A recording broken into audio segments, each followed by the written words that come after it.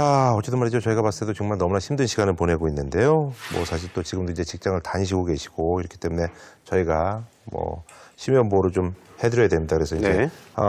안녕하세요. 네, 안녕하세요. 예, 오늘 이렇게 좀 나와주셔서 예, 힘드시지만 이렇게 또 용기를 내주셔서 대단히 감사드립니다. 저 출근했을 때 아무도 없을 때 정말 너무 황당하셨을 것 같아요. 어떻게 해야 될지 몰라서 사실 확인을 좀 어렵게 하고 나서는 좀 많이 좀 상처를 받았던 것 같아요. 어떻게 단 한 명도 그거를 얘기를 안 해줬지? 네, 슬프게도 아무도 얘기를 해주지 않아서 출근을 하고 나서 알았습니다. 야, 세상에. 주변 동료들한테 2차 피해가 갈까 좀 두려워서 네. 사실은 그 동료들하고 연락하는 것조차도 좀 용기가 필요한 상황이었습니다. 아하. 그러니까 그러면 또 이제 또 걔랑 연락했지 뭐 이제 그렇게 나오니까. 아, 불이익을 주는구나. 아니 근데 시작이 그러니까 그 고객이 너무나 이제 부당한 폭언을 해서 그거를 당연히 이제 직장 상사 그거에 대해서 이제 얘기를 들어주고 이제 그런 조치를 해줘야 되는 건데. 네. 그 회사의 리액션은 어땠어요? 보고했을 때? 이해할 수 없다. 그리고 그 부분을 받아들이는 것 자체가 너에게 월급을 주는 이유다. 이해할 수 없다는 게 우리 이제 혜원 씨가 이해할 수 없다는 얘기잖아요. 네, 저의 행동이나 그런 걸 참을 수 없다라고 보고를 한 부분에 대해서 회사에서는 굉장히 부정적으로 보셨죠. 보호를 해줘야지, 그리고 조치를 해줘야지, 너 참고 견뎌. 그게 직장 생활이야. 그것도 못 견디면 너 나가. 이것은 2차, 전형적 2차 가야죠. 예. 회사 내부에서 더 외로웠다고 아까 말씀 들었거든요. 사실은 동료들이 저를 동료로 인정하지 않거나 투명인간 취급을 하거나 이렇게 하는 것들을 보면서 마음의 상처를 많이 받았는데 한편으로는 그들이 그럴 수밖에 없는 이유도 좀 이해를 해야만 하는 상황이어서 이해하려고 되게 노력을 많이 했던 것 같아요. 사실 사무장님 지금 우리 혜원 씨 얘기 듣고 뭐 여러 가지 좀 생각이 좀 드실 것 같은데요. 어떠세요? 저도 이제 회사에 출근했을 때 거의 밥을 같은 동료들하고 먹어본 적이 없어요. 그 이유는 이제 그 친구들도 두려운 거죠.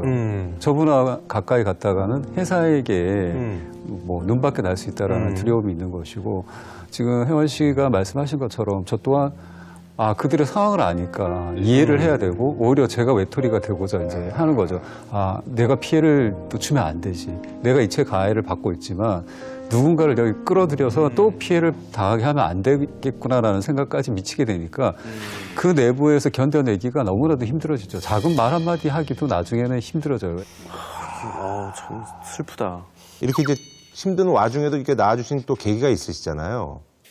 제가 이 일을 겪고 나서 사실은 이전에 이렇게 겪었지만 표현조차 못하고 그만둔 친구들도 굉장히 많았었겠구나. 그리고 이런 것들을 표현하는 것들이 얼마나 힘든 일이고 사실은 이걸 얘기했을 때 회사가 자율적인 부분에서 받아주면 해결이 되고 그렇지 않으면 해결할 수 없는 것들이 너무 답답했거든요. 맞아요.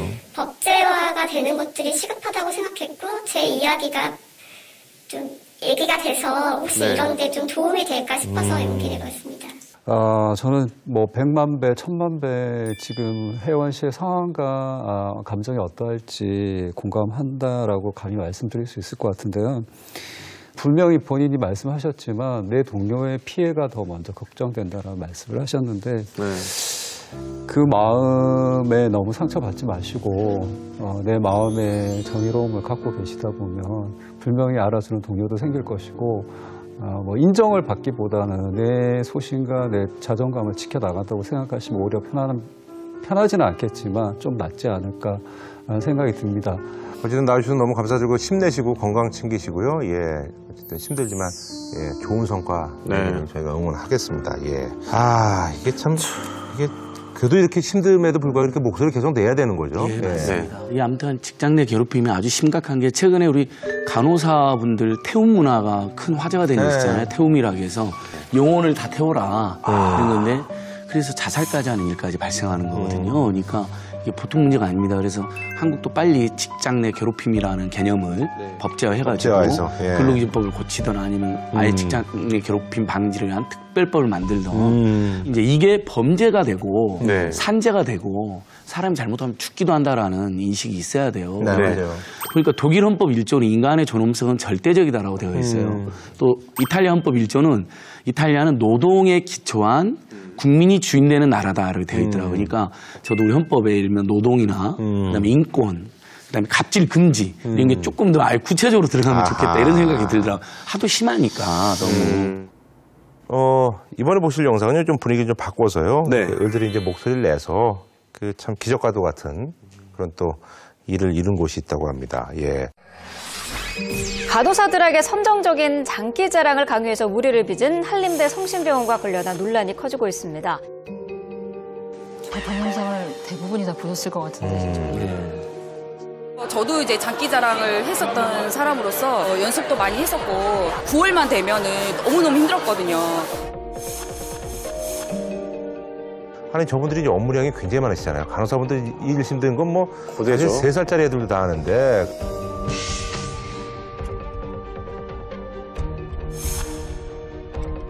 새벽 6시 반, 7시에 화상회의를 시작해가지고 근무 시작할 때쯤 끝이 나는 거죠. 기본적으로 2, 3개월은 준비를 하고 PPT를 만들고 발표자는 발표 준비를 하고 자료 준비하고 그것들이 다 업무 시간에는 이루어질 수 없는 부분들이잖아요. 인권 유린과 불법이 굉장히 판을 치고 있는 병원이라는 게 결국 인권의 어떤 사각지대에 놓여져 있다 이렇게 볼 수 있는 거죠.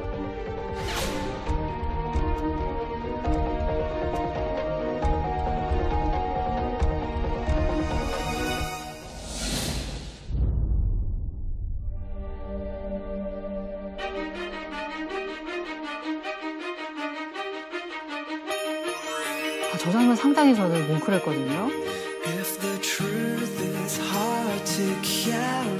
이때 아니면은 안 되겠다 싶더라고요. 지금 기회를 놓치면 저희는 더 이상 우리의 근로 환경을 개선시킬 수 없겠다. 노조를 만드는 기간이 한 달 정도 있었거든요. 12월 1일 날 만들었으니까 그때까지 007 작전하듯이 다른 지하철역에서도 만나고 이렇게 숨어서 만나서 솔직히 만들었습니다.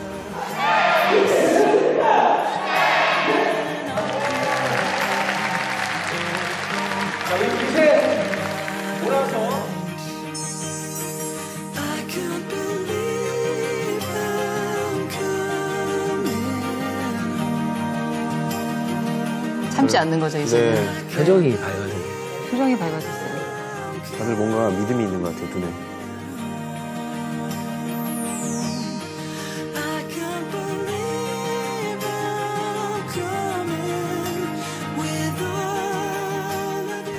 두려움이 너무 컸죠, 직원들이. 저희도 너무 두려움이 많았었고 목소리 내기도 힘들었습니다. 그러나 성공했고 지금 그 가능성을 확인해 나가고 있습니다. 8분이 시작하시네요. 그렇게 많이.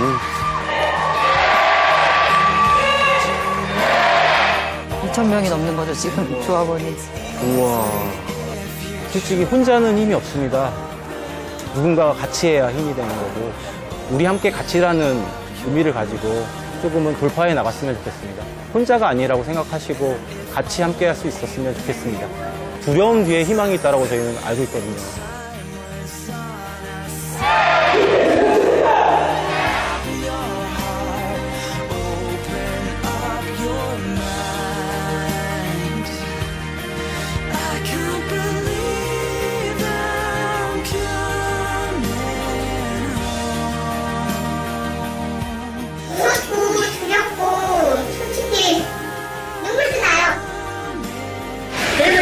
참을 수 없다라는 진정으로 나왔습니다.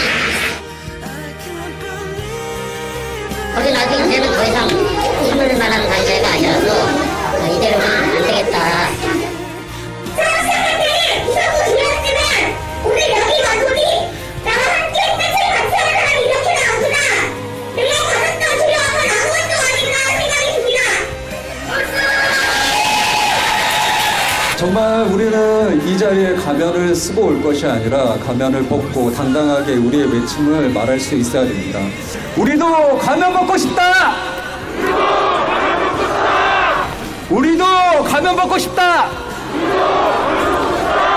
언젠가는 저희도 저희 자신 자신의 얼굴을 드러내고 그리고 한 목소리로 말할 수 있는 날이 오리라고 저는 믿습니다. 같이 모이면 흔들리지 않아요. 그냥 한 사람이 외친다고 해서 할 수 있는 일이 아니에요. 저희 분명히 가만 벗고 큰 소리로 외칠 수 있는 그날이 조만간 올 것 같습니다.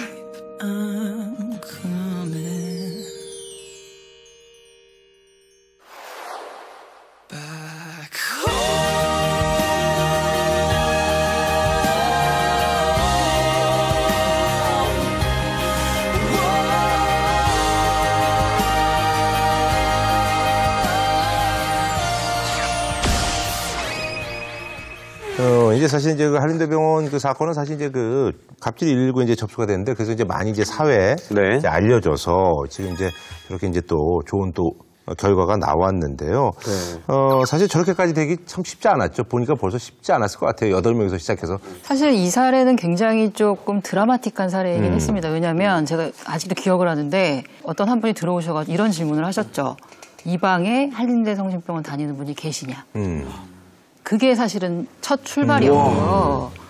근데 그 질문이 있고 나서 사실은 본물처럼 제보들이 쏟아져 들어온 것이고 아까 얘기하셨던 뭐 태움이랄지 네. 강제적인 화상회의를 하고 뭐 이상한 장기자랑식 이런 것들이 정말 노동법에 백화점식 갑질이 쫙 들어왔는데 그러니까 그동안 역설적으로 말하면 얼마나 그 시달림을 당하고 그쵸. 예. 이분들이 부당한 대우를 정말 받았다는 거예요. 억눌렸던 것이 더 이상은 억눌릴 수 없는 상태로 분출이 된 거라고 보시면 될 것 같아요. 저기 그 대한항공은 지금 저희가 없죠. 노조가 없는 상황인 거예요?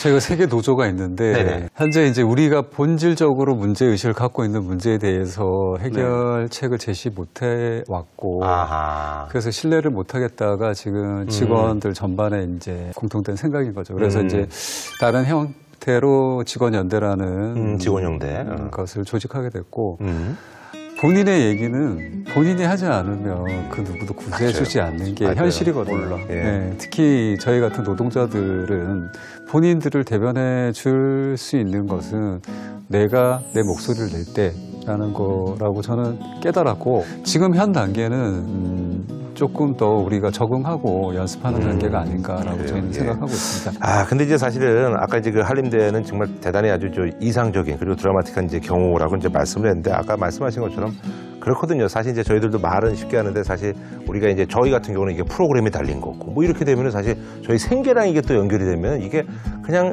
눈 감게 되고 아, 그냥 내가 좀 참지 이렇게 되고 사실 이게 숨을 수밖에 없는 그런 현실이에요. 예. 맞습니다. 그래서 정부나 노동부가 더 적극 나서야 됩니다. 오바마 전 대통령이 아주 유명한 말을 했습니다. 그분이 미국인이여 노조에 가입해라. 노조가 없는 곳에 착취가 있고 수탈이 있더라. 그게 굉장히 유명한 연설로 꼽히거든요.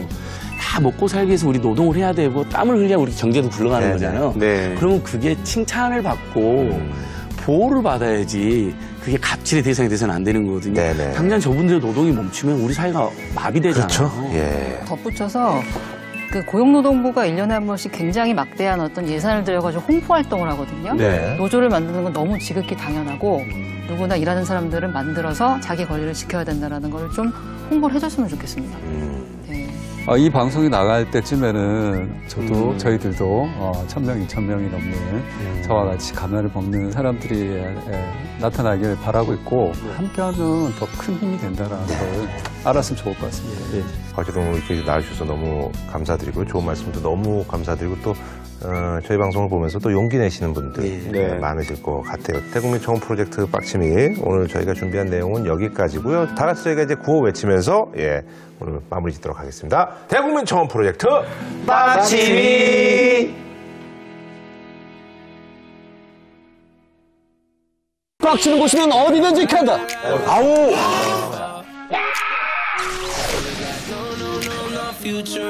말이 되는 거죠. 지금 일하다가 병이 나와가지고 치료를 받고 있는데 일하다 죽는 노동자가 없는 세상을 위해 소방 인력의 안전을 위해 책임지겠습니다. 네. 적극 힘쓰겠습니다.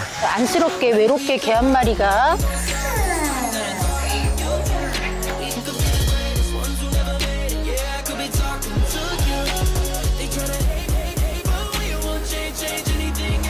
뭘 거창하게 하기 위해서 이런 싸움을 시작한 건 아니에요.